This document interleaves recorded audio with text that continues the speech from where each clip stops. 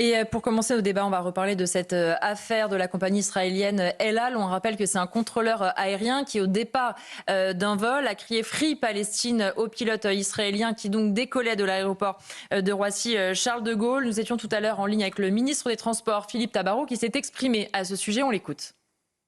Dès que j'ai eu connaissance des faits, j'ai décidé de lancer une enquête interne avec la DGAC. J'ai diligenté cette enquête immédiatement et elle a été menée, et je voudrais remercier les agents qui l'ont fait de manière rapide et de manière efficace. Et dès que j'ai eu la confirmation des faits, j'ai souhaité immédiatement suspendre ce contrôleur et puis lancer une procédure disciplinaire. C'est bien la moindre des choses par rapport à la gravité des faits. Et malheureusement, on rappelle que les actes antisémites ont totalement explosé depuis le 7 octobre. Nous sommes en ligne justement avec Haïm Corsia, grand rabbin de France. Merci et bonjour et merci d'être avec nous sur CNews et sur Europe 1. Alors on vient d'entendre le ministre des Transports à l'instant, le ministre des Transports qui nous a aussi dit à quel point aujourd'hui, malheureusement, tous les pans de notre société étaient touchés par des actes antisémites et évidemment avec une réponse des autorités qui est urgente. Philippe Tabarot qui à chaque fois sanctionne rapidement, mais on déplore parfois que les sanctions n'arrivent pas à temps. Et de plus, d'ailleurs, je tiens à remercier le ministre Philippe Tabarot, qui avait, avec Aurore Berger, d'ailleurs, et avec le ministre des Affaires européennes, Benjamin Haddad, réagi très fermement à la déclaration scandaleuse du ministre des Transports espagnol, qui avait parlé de morveux israéliens, alors qu'il s'agissait d'enfants, de jeunes français, dont on n'a pas encore établi les faits. Enfin, de parler de morveux israéliens, c'était une assimilation au fait qu'ils soient juifs égal israéliens, et ce qui a jeté le doute sur tout ce qui s'est passé. Je crois que c'était au cours d'un moment où, sur la compagnie Vueling, la compagnie avait décidé de débarquer une cinquantaine de passagers. On voit effectivement, vous le dites, qu'il y a une augmentation terrifiante des faits du quotidien, avec ce sentiment presque d'impunité des gens. Voilà pourquoi la réponse de la République doit être ferme et doit être immédiate. La réponse de la République, justement, on en parle beaucoup parce que certains parlent de la nécessité d'un sursaut. Mais on voit bien que d'un côté de la classe politique, il n'y a pas de condamnation de l'antisémitisme, voire il souffle sur les braises. Et au plus haut de l'État, Emmanuel Macron, avec les dernières déclarations récentes, malheureusement, ça ne va pas forcément dans le sens d'un soutien à Israël. Est-ce que cela peut participer aussi de ce climat et potentiellement de certains passages à On l'acte? peut pas comparer les choses, les mots et les situations. Vous avez d'un côté, les députés, parlons clairement, pardon, hein, les députés LFI qui, sont sans arrêt dans une surenchère et dans une limite insupportable. Ils ne jouent même plus sur ce qu'est l'antisionisme, qui en fait et de l'antisémitisme. Ils sont clairement dans une définition antisémite et je suis pas le seul à le dire, c'est une évidence. Ils soufflent même plus sur les braises, ils sont clairement dans l'instrumentalisation de l'antisémitisme pour espérer rattraper le vote de tel ou tel. Et le président de la République, lui, est dans une vision politique plus large. N'oublions pas, et on peut critiquer, d'ailleurs, quand on est président de la République, on est fait pour être critiqué d'une certaine manière, mais n'oublions pas que nous sommes le seul pays en France, le seul, unique au monde, où il y a eu un hommage national aux victimes du 7 octobre. C'était le 7 février 2024. Même en Israël, ils n'ont pas eu le temps de faire d'hommage, puisqu'ils sont tout de suite rentrés dans une guerre, dans la protection du pays, parce qu'ils étaient certains que le Nord allait se dérouler de la même façon. Donc nous sommes le seul pays qui a reconnu quelque chose d'une atteinte à l'humanité dans ces 1200 morts du 7 octobre. Alors après, qu'il y ait la déclaration sur l'existence d'un État palestinien, dans les faits, si vous voulez, aujourd'hui, il n'y a rien. Mais aujourd'hui, vous regardez les voitures du corps, elles sont corps diplomatique, les voitures des diplomates, appelons-les comme vous voulez, palestiniens. Donc, en réalité, si les conditions que le président avait proposées au départ et que les uns ou les autres ont tendance à oublier, mais que les conditions que le président lui-même avait définies, qui sont, un, le retour de tous les otages, y compris les corps des otages morts, tous les otages, que le Hamas disparaisse de toute équation future, que une force d'interposition des pays arabes puisse assurer la sécurité à Gaza et que tous les pays environnants reconnaissent Israël et participent à ce rêve des accords d'Abraham, ben alors là, les conditions sont réunies pour que cette reconnaissance soit pleine et entière. Alors maintenant, il faut juste que ces conditions soient toujours présentes dans cette promesse de reconnaissance des Palestiniens. Mais je crois que peut pas comparer. Il y a clairement des forces politiques en France qui veulent jouer de l'antisémitisme pour espérer engranger des voix, ce qui a toujours été un mauvais calcul. Demandez à Corbyn en Angleterre, il a été défait quand il a laissé l'antisémitisme gangréner son parti. La gauche a été capable en Angleterre de se débarrasser des antisémites. Eh bien, elle est revenue au pouvoir. Alors, je ne dis pas que c'est formidable, je dis simplement, voilà que l'antisémitisme est au fond une défaite de la République. Et personne ne peut prôner l'antisémitisme et en même temps prôner les valeurs de la République. Et une défaite de la République, et qu'est-ce que la Oui. République justement peut faire aujourd'hui? Alors on parle beaucoup de réponse pénale, ça n'est peut-être pas la solution à tout. Est-ce que ça joue aussi en amont, au moment de l'éducation? Parce que quand on parle de réponse pénale importante, évidemment c'est mieux que rien, mais ça veut dire que l'agression ou l'incident a déjà lieu. Est-ce que la solution, selon vous, aujourd'hui, c'est d'agir plutôt sur l'éducation en amont pour éviter toutes ces agressions et tous ces actes antisémites? Pardon de vous dire ça, mais je crois que vous avez une question extraordinairement bien posée. Et moi, voilà pourquoi, depuis des années, non mais vraiment, parce que la tentation immédiate, c'est de dire, mais il faut qu'il y ait une réponse ferme. Oui, mais si on en est arrivé là, c'est qu'on a déjà perdu le combat.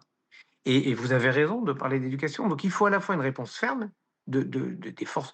D'abord, la police fait son job, elle arrête les gens, mais après, il faut les condamner et que cette condamnation ne soit pas 8, 10 mois, 1 an et demi après. Je comprends qu'il y ait des urgences dans la justice, mais à un moment, il faut être capable de sanctionner avec notamment la question de la réparation. Vous voyez, la réparation, c'est comment on fait en hébreu, on appelle ça tikkun olam, la réparation du monde.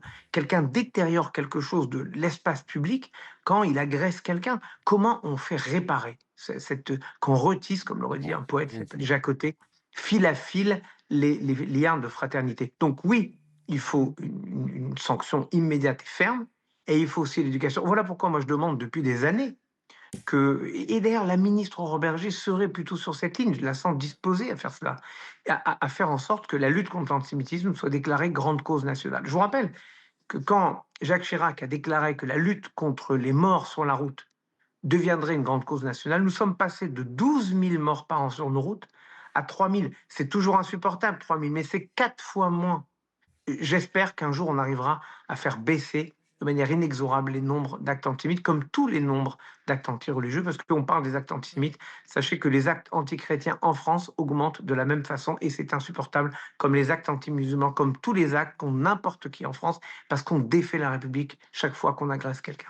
Merci beaucoup Haïm Corsia, grand rabbin de France, d'avoir été l'invité de CNews et d'Europe 1 pour Punchline. Je voudrais qu'on revienne en plateau justement aussi sur ce qu'on a entendu juste avant avec Philippe Tabarros, malheureusement ce nouvel incident, Elliot Maman, sur une compagnie aérienne, une fois de plus, une compagnie aérienne israélienne. On voit bien malheureusement ce qu'a essayé de faire ce contrôleur, c'est de semer l'angoisse, la terreur dans la tête de ce pilote qui donc décollait, qui entend ce Free Palestine et qui doit quand même assurer évidemment un vol, assurer la sécurité de tous les passagers qu'il est à bord, en se demandant est-ce que cette personne a, entre guillemets, juste dit ça? Est-ce que c'est une menace plus importante? C'est ça qu'il cherche à mettre, c'est le chaos et la terreur dans nos rues et dans la tête de toute personne israélienne ou de confession juive. Oui, mais aussi peut-être une espèce de sentiment d'impunité quant à l'expression parfois extrêmement radicale de sentiments qui s'opposent à Israël, parce qu'on est aussi dans ce cas de figure-là, puisqu'il s'agit tout de même d'une faute professionnelle particulièrement caractérisée, et on peut imaginer que rares sont les sujets sur lesquels le contrôleur aérien en question se serait permis un tel outrepassement des prérogatives qui sont les siennes. Et par ailleurs, c'est tout de même une méconnaissance fondamentale de la caractérisation démocratique de l'État d'Israël, puisque El Al est certes la compagnie la plus emblématique d'Israël.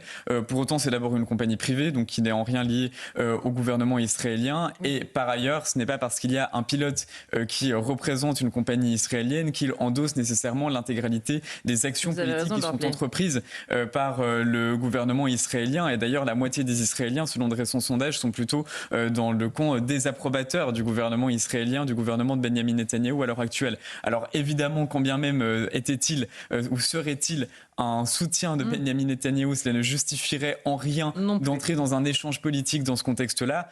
En revanche, on voit bien qu'il y a véritablement une essentialisation des Israéliens qui cache probablement d'autres sentiments, même si ce n'est pas nécessairement caractérisé. Noël Lenoir. Alors moi, je suis très intriguée parce que dans cette affaire d'El Al, on a parlé du retrait ou de refus de visa. Oui, vous avez raison de le rappeler. Agents de sécurité.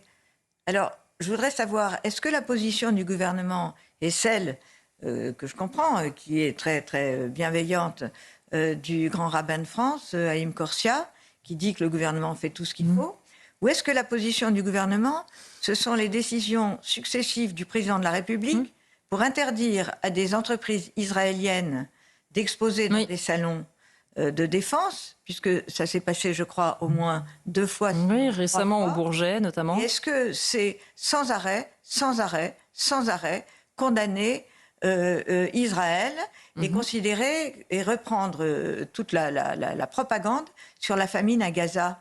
Parce qu'il faut savoir qu'on n'est pas dans un conflit territorial, on n'est pas dans un conflit israélo-arabe, on est dans un conflit entre un projet global, qui est celui des islamistes, et les valeurs occidentales. C'est d'ailleurs ce que Trump a très bien compris. On est dans un conflit qui est un conflit civilisationnel.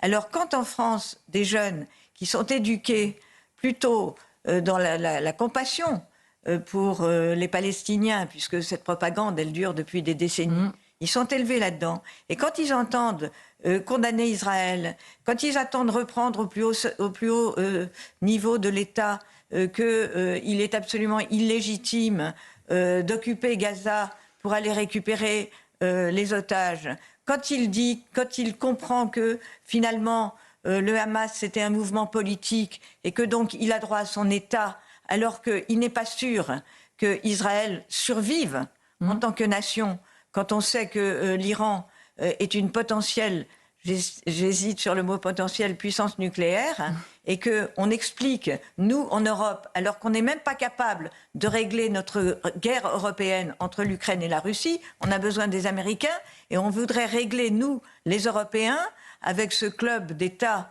qui, d'ailleurs, à mon avis, ne va pas durer, ne va pas pérenniser, parce que les positions sont quand même différentes fondamentalement. Donc on a un club d'État, on apprend à M. Netanyahou comment faire la guerre, et on va reconnaître l'État palestinien. Mais que déjà on soit capable de régler nos propres affaires. Oui. Donc moi je suis extrêmement inquiète de cette position du chef de l'État. Je pense qu'il va en changer, je pense qu'il commence à en changer, parce qu'il se rend compte qu'il est en train finalement de se dissocier non seulement de la communauté juive, mais d'une partie de la communauté chrétienne, d'une partie seulement, qui considère qu'il faut faire des choix dans la vie. Nous avons des valeurs et il nous appartient de défendre nos valeurs. Et nos valeurs, ce sont celles de la démocratie et ce ne sont pas celles du Hamas. Et nos valeurs, c'est aussi d'exiger, et je n'ai pas entendu sur ce plan une exigence de ce type de la part du gouvernement français, que les 57 États arabes, il y en a peut-être 2 ou 3, l'Égypte, la Jordanie, finalement reconnaissent Israël. Et puis après, on verra, parce que comme a dit Salman Rushdie, un État palestinien aujourd'hui, c'est lui qui l'a dit, donc je ne vais pas être attaqué, un État palestinien aujourd'hui, c'est un État terroriste. Voilà ce que Salman Rushdie a dit. Est-ce que les conditions de la sécurité d'Israël sont réunies? Ça, c'est à voir avant de prendre des positions à l'emporte-pièce.